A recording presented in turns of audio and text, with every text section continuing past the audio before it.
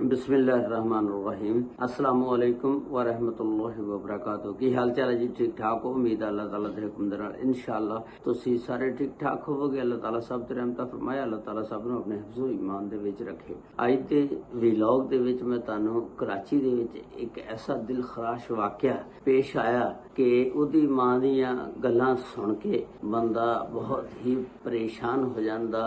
जिहड़ी मां दा बेटा और खूबसूरत नौजवान होवे और घर दे विच कमाई करके लियांदा होवे और उहदियां दो बड़ियां भैणां होण, उन्हां दी हजे शादी करनी ते उहदी वालदा दसदी कि ਇਹ मेरा बेटा ਜਿਹੜਾ ਸੀ एक दरख्त ਦੀ मानत ਸੀ कि ਜ਼ਾਲਮਾਂ ने इस मेरे बेटे ਨੂੰ खंजर ਦੇ वार करके कतल कर ਦਿੱਤਾ, मार ਦਿੱਤਾ। ਉਹਦੀ ਕੀ ਵਜ੍ਹਾ ਸੀ कि उस ਜ਼ਾਲਮਾਂ ने उस मां ਦੇ बेटे ਨੂੰ लाल ਨੂੰ खंजरां ਦੇ वार करके मार ਦਿੱਤਾ। ਉਹਦੀ ਮੁਕੰਮਲ ਤਫਸੀਲਾਤ ਅੱਜ ਦੀ ਇਸ ਵੀਡੀਓ ਦੇ ਵਿੱਚ ਮੈਂ ਤੁਹਾਨੂੰ ਦੱਸਾਂਗਾ। ਇਹ ਵਾਕਿਆ ਇਸ ਤਰ੍ਹਾਂ ਕਿ ਇਹ ਕਰਾਚੀ ਔਰੰਗੀ ਟਾਊਨ ਦਾ ਵਾਕਿਆ।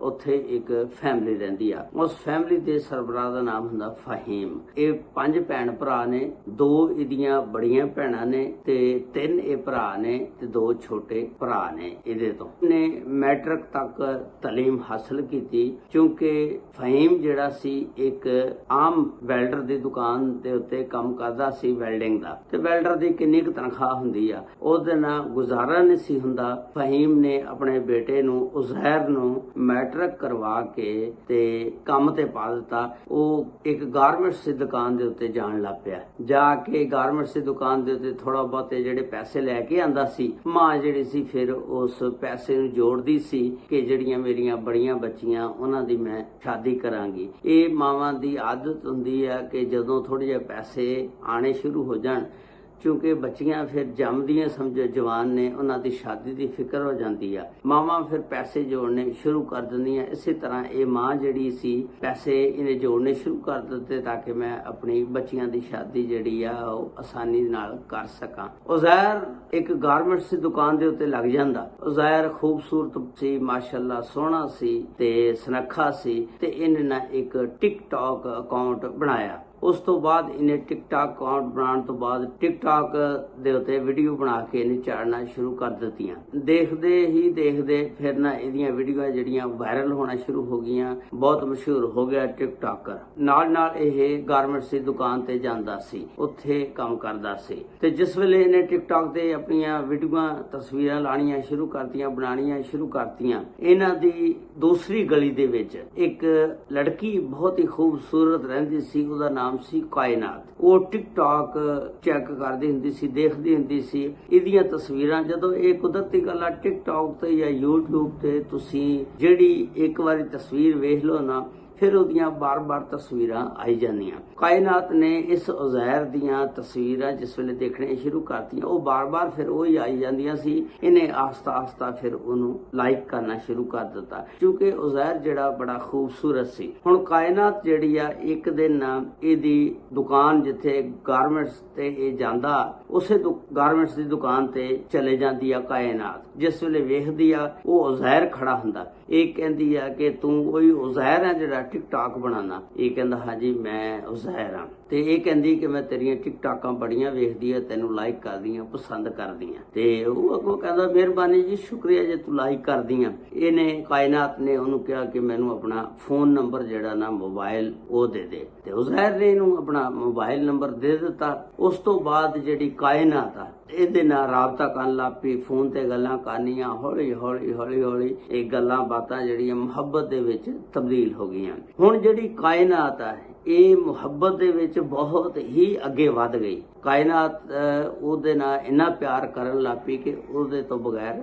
ਰਹਿ ਨਹੀਂ ਸੀ ਸਕਦੀ। ਕਾਇਨਾਤ ਨੇ ਕਿਹਾ ਕਿ ਹੁਣ ਇਸ ਤਰ੍ਹਾਂ ਕਰਕੇ ਮੈਂ ਤੇਰੇ ਨਾਲ ਸ਼ਾਦੀ ਕਰਾਉਣਾ ਚਾਹੁੰਦੀ ਹਾਂ, ਮੈਂ ਤੇਰੇ ਤੋਂ ਬਗੈਰ ਨਹੀਂ ਰਹਿ ਸਕਦੀ। ਤੂੰ ਆਪਣੇ ਘਰਦਿਆਂ ਨੂੰ ਕਹਿ ਕਿ ਮੇਰੇ ਘਰ ਰਿਸ਼ਤਾ ਲੈ ਕੇ ਆਣ, ਪੁੱਛਣ ਮੇਰੇ ਘਰ ਰਿਸ਼ਤਾ। ਉਹ ਜ਼ਾਹਿਰ ਕਹਿਣ ਲੱਗਾ ਕਿ ਕਿਹੜੀਆਂ ਤੂੰ ਗੱਲਾਂ ਕਰਦੀ ਆ, ਮੇਰੀ ਉਮਰ ਹਜੇ 18 ਸਾਲ ਆ, ਮੇਰੀਆਂ 2 ਬੜੀਆਂ ਭੈਣਾਂ ਬੈਠੀਆਂ, ਮੈਂ ਉਹਨਾਂ ਦੀ ਸ਼ਾਦੀ ਕਰਨੀ ਆ। ਮੇਰੇ ਬਾਪ ਦੀ ਥੋੜੀ ਜਿਹੀ ਤਨਖਾਹ ਵੈਲਡਰ ਆ ਤੇ ਮੈਂ ਗਾਰਮੈਂਟਸ ਦੀ ਦੁਕਾਨ ਦੇ ਉੱਤੇ ਕੰਮ ਕਰਦਾ ਤੇ ਮੈਂ ਹਜੇ ਤੇਰੇ ਨਾਲ ਸ਼ਾਦੀ ਨਹੀਂ ਕਰਾ ਸਕਦਾ। ਪਹਿਲਾਂ ਮੈਂ ਆਪਣਾ ਫਿਊਚਰ ਬਣਾਵਾਂਗਾ, ਕੋ ਪੈਰਾਂ ਤੇ ਖੜਾਂਗਾ, फिर ही तेरे नाल शादी करावांगा। वो कहण लगी कि नहीं, मैनू किसी चीज की जरूरत नहीं, बस तू अपना रिश्ता जिहड़ा ना मेरे घर भेज ताकि मेरे घर वालियां नूं पुछण और मैं शादी करावां ते तेरे कोल आ जां, ते मैं तेरे तो बगैर नहीं रह सकदी। उज़ैर कहंदा कायनात किहड़े कमी तो लागी, मैं इस तरह नहीं कर सकदा, जाथी मेरियां बड़ियां भैणां उन्हां दी शादी नहीं हुंदी हैगी। कायनात जिहड़ी आ ना उज़ैर नूं कहण लग पई, उज़ैर तू ना हुण मेरे तो पिछे हटदा जाना, क्योंकि उज़ैर तंग आ गया सी कायनात दीयां गल्लां सुण के। वो थोड़ा जिहा पिछे हटना शुरू हो गया ते आस्ता आस्ता वो पिछे हट रहा सी। कायनात नूं पता लग गया। कायनात कहण लगी कि तू बहुत गलत कर रहा, अगर इसी तरह करेगा तू इनकारी कर देगा तो मैं तेन मरवा भी सकती हाँ। ते जिस वेले कायनात ने यह लफज कहे ते उन्हें फौरन उन्होंने ब्लॉक कर दिता ताकि मैं इहदे नाल राबते दे विच ही ना रवां। उस तो बाद थोड़े जे दिन गुजरदे ने, कायनात एक अननोन नंबर तो फिर फोन कर दिया ते उन्होंने पता लग जाता है कायनात दा फोन है। जिस वेले उन्हें आवाज सुनी, उन्हें कहा मैं तेरे नाल गल करना चाहनी हाँ, तू इत्थे मेरे घर दे कोल आ, मैं तेरे नाल गल करना चाहनी हाँ। वो कहंदा कि मैं रोटी खा रहा, रोटी खा के ते मैं आना आके तेरी गल सुनना। हुण उज़ैर रोटी खा के निकलदा, दो दोस्त नूं बुलांदा, बुला के ते उन्हां दी गली वाली साइड नूं जांदा। जिस वेले जा रहा हुंदा उन्हां दे घर दे कोल पहुंचदा ते अगों कायनात दा जिहड़ा वालिद आ निकले आउंदा खंजर लैके। वो कहंदा कि तू मेरे घर दे अगे इस तरह क्यों फिर रहा, तैनूं नहीं पता मेरे घर दे विच लड़कियां। बस फिर उन्हें खंजर फड़िया, उन्हें उज़ैर नूं मारना शुरू कर दिता। इन्ने खंजर मारे, इन्ने खंजर मारे कि वो बेचारा डिग पिया। उस तो बाद वो जिहड़े दो लड़के सी वो जिस वेले छड़ाण वास्ते अगे होए ते कायनात दे वालिद ने कहा कि अगर तुसीं अगे होए ते मैं तुहानूं भी इसे तरह खंजर दे नाल मार दियांगा। वो लड़के जिहड़े सी दो फौरन दौड़ जांदे ने, वापस जाके उज़ैर दी मां नूं दसदे ने कि इस तरह वाकिया हो गया। उज़ैर नूं खंजर मार दिते गए ने ते फटाफट उत्थे पहुंचो। ते उहदी वालदा कहंदी उज़ैर हुण तां हजे रोटी खा के बाहर निकलिया। कहंदा मैं दुकान ते जा रहा ते खंजर किने मारते, किदां मारते। हुण घर वालियां नूं इस गल दा नहीं सी पता कि इहदी दोस्ती कायनात दे नाल आ या टिकटॉक ते एक दूसरे दे नाल मिले ने या एक दूसरे दे नाल नंबर सी। ते जो ही वालदा पहुंचदी आ ते वो जिहड़ा फरार हो जाता कायनात दा वालिद ते उन्होंने फौरन 112 नूं कॉल करते हैं, उज़ैर नूं चुकते हैं ते अब्बासी शहीद हस्पताल लै जाते हैं। जिस वेले डॉक्टर उज़ैर दा चैकअप करते हैं, उन्होंने देखते हैं, वो कहते हैं कि बड़ी अफसोसनाक गल है कि इहदी डेथ हो चुकी है, इहदियां सांसां जिहड़ियां खत्म हो गई ने, इत्थे लियाण तो पहला ही मर चुकिया। मां जिहड़ी रोण पिटण लग पई। मां ने फिर यह कहा कि यह एक दरखत सी जिहदी छावें मैं असीं बहिंदे हुंदे सी सारे, ते ज़ालिमां ने इस दरखत नूं वढ दित्ता ते सानू धुप्पे सुट दिता। ते इस दा मुकदमा 302 दा जिहड़ा सी मुतलका थाने दे विच दर्ज किया गया और इस दे मुद्दई बने फहीम। ते उस तो बाद कायनात दे घर वाले जिन्ने भी वो फरार हो गए, ताले ला के निकल गए, वो हजे तक कोई भी गिरफ्तार नहीं हो सकिया।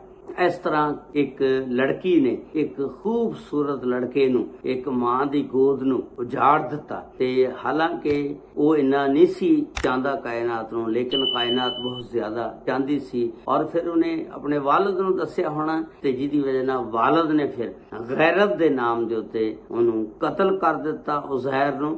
लेकिन हक तां इह बनदा सी वो फिर नाल अपनी लड़की नूं भी कतल करदा गैरत दे नाम ते इह सी अज दा वाकिया जिहड़ा मैं तुहाडे नाल शेयर कीता। अल्लाह ताला हर एक दी धी भैन दी इज्जत महफूज रखे। अल्लाह ताला सब नूं हदायत अता फरमाए। अस्सलामु अलैकुम व रहमतुल्लाहि व बरकातहू।